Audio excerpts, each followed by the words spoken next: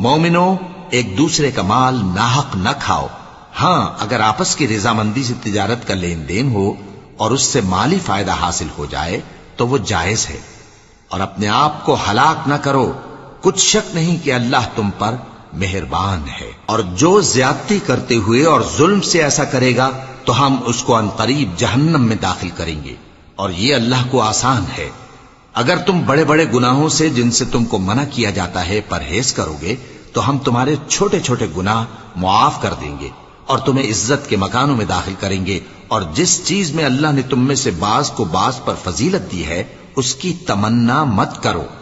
مردوں کو ان کاموں کا ثواب ہے جو انہوں نے کیے، اور عورتوں کو ان کاموں کا ثواب ہے جو انہوں نے کیے.